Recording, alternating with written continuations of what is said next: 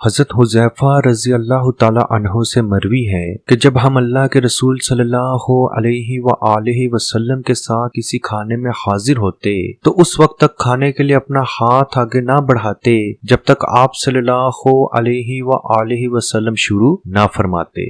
ایک مرتبہ ہم آپ کے ساتھ کھانے کے لیے حاضر تھے کہ ایک لڑکی اس طرح بھاگ کے آئی کہ گویا اسے کوئی دھکیل رہا ہے۔ وہ اپنا ہاتھ کھانے کے لیے آگے بڑھانا چاہتی تھی کہ اللہ کے رسول نے ہاتھ پکڑ لیا۔ پھر اسی طرح ایک دیہاتی آیا، گویا اسے کوئی دھکیل رہا ہو، آپ صلی اللہ علیہ وآلہ وسلم نے اس کا ہاتھ بھی پکڑ لیا اور فرمایا کہ شیطان اس کھانے کو اپنے لیے حلال سمجھتا ہے جس پر اللہ کا نام نہ لیا گیا ہو، اور اس لیے شیطان اس لڑکی کو دھکیل رہا تھا کہ وہ کھانا حلال کر سکے، مگر میں نے اس کا ہاتھ پکڑ لیا۔ پھر شیطان اس شخص کو دھکیل کے لایا کہ اس کے ذریعے کھانا کو حلال کر سکے، مگر میں نے اس کا ہاتھ بھی پکڑ لیا۔ قسم اس ذات کی جس کے ہاتھ میں میری جان ہے، بلا شبہ شیطان کا ہاتھ ان دونوں کے ہاتھوں سمیت میرے ہاتھ میں ہے۔ اور عزیز دوستو، یاد رکھیں شیطان یا جنات آزاد مخلوق ہیں اور یہ کسی کو پسند کسی کو ناپسند کر سکتے ہیں، اور بعض دفعہ جنات ہی انسان کے اوپر خود جادو کرتے ہیں۔ بعض جنات صرف ہنسی مذاق کے لیے جادو کرتے ہیں، بعض جنات بدلہ لینے کے لیے جادو کرتے ہیں، بعض جنات عاشق ہوتے ہیں کسی کے، اس کے لیے جادو کرتے ہیں، بعض جنات جادوگر کی وجہ سے جادو کرتے ہیں۔ اگر جنات کی وجہ سے آپ پہ جادو ہوا ہے تو اس کی سب سے بڑی علامت یہ ہے کہ آپ کو ہر وقت خوف کا احساس ہونا، یعنی بغیر کسی وجہ کے آپ کے دل میں خوف آنا شروع ہو جائے یا خوف کا احساس بار بار محسوس ہو، تو یہ جنات کے جادو کی علامت ہے۔ عجیب سی آوازیں سنائی دینا، بغیر کسی وجہ کے، بغیر کسی انسان کے عجیب سی آوازیں سنائی دینا، کوئی چیز گرنے کی آواز آنا یا کوئی چیز گرنا، یا اچانک سے کانوں کے قریب سے ہوا کا گزرنا، کانوں میں کوئی آواز آنا، یہ بھی جنات کے جادو کی علامت ہے۔ بغیر کسی وجہ کے جسم کے خاص حصوں میں درد کا احساس ہونا، جسم پہ کٹ کے نشان نظر آنا، بے چینی کا، حد سے زیادہ بے چینی کا احساس ہونا، دباؤ رہنا، جسم پہ بہت زیادہ دباؤ محسوس ہونا، تو عزیز دوستو یہ جنات کے جادو کی علامت اور نشانی ہے۔ اور اگر آپ میں یہ نشانیاں 70% تک، 70% تک موجود ہیں تو آپ یقین کر لیں کہ آپ پہ یہ حملہ موجود ہے اور اس کا علاج آپ کو ضرور کرنا ہے۔ بعض لوگوں کو یہ ڈپریشن یا انزائٹی کے سمٹمز میں بھی آ سکتا ہے، تو اپنا میڈیکل ٹریٹمنٹ، میڈیکل چیک اپ ضرور کروائیں۔ اگر رپورٹس کلیئر ہیں یا میڈیسن کے بعد بھی آپ کو علاج محسوس نہیں ہو رہا یا شفا نہیں مل رہی تو آپ یہ عمل ضرور کریں، انشاءاللہ آپ ہمیں دعاؤں میں یاد رکھیں گے۔ نبی پاک صلی اللہ علیہ وآلہ وسلم کا فرمان ہے، جس گھر میں اذان دی جائے یا اذان سنی جائے وہاں سے جنات چیختے ہوئے بھاگ جاتے ہیں۔ تو عزیز دوستو، سب سے پہلے آپ نے اپنے گھر میں، اپنے کمروں میں ایک ایک مرتبہ اذان دینی ہے اور سورہ مومنون کی آخری 4 آیات کی تلاوت کرنی ہے۔ اعوذ باللہ بسم اللہ پڑھ کے پہلے اذان، پھر سورہ مومنون کی آخری 4 آیات۔ یہ اذان بھی آپ نے وظیفے کی طرح پڑھنی ہے۔ جو لوگ اس رقیہ کو نہیں پڑھ سکتے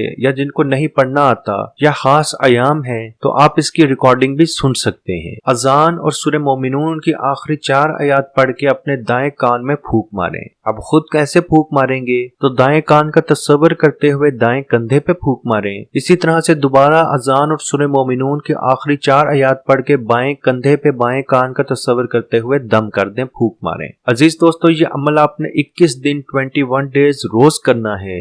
مغرب کے بعد عمل یہ آپ نے کرنا ہے، انشاءاللہ آپ کا سارا مسئلہ مکمل طور پہ ختم ہو جائے گا۔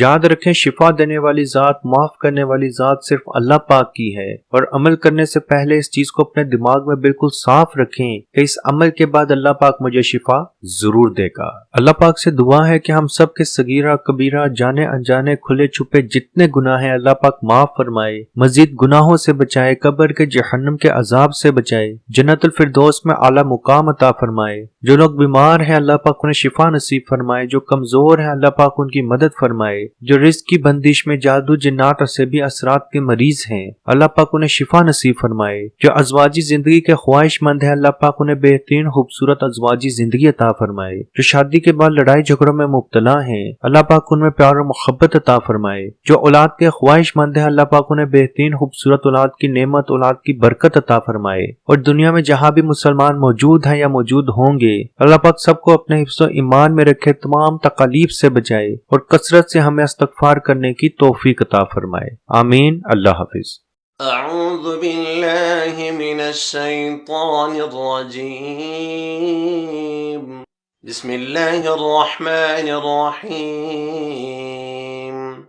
افحسبتم انما خلقناکم عبثا وانکم الینا لا ترجعون، فتعالى الله الملك الحق لا إله إلا هو رب العرش الكريم، ومن يدع مع الله إلها آخر لا برهان له به فإنما حسابه عند ربه إنه لا يفلح الكافرون، وقل رب اغفر وارحم وأنت خير الراحمين۔ الله أكبر الله أكبر الله أكبر الله أكبر، أشهد أن لا إله إلا الله، أشهد أن لا إله إلا الله، أشهد أن محمد رسول الله، أشهد أن محمد رسول الله، حي على الصلاة حي على الصلاة، حي على الفلاح حي على الفلاح، الله أكبر الله أكبر، لا إله إلا الله۔ أعوذ بالله من الشيطان الرجيم، بسم الله الرحمن الرحيم،